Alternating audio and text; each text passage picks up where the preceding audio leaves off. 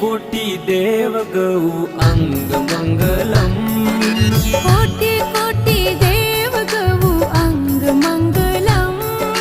साजो गो सेवा गौ संगमंगलम। साजो गो सेवा गौ अंगमंगलम।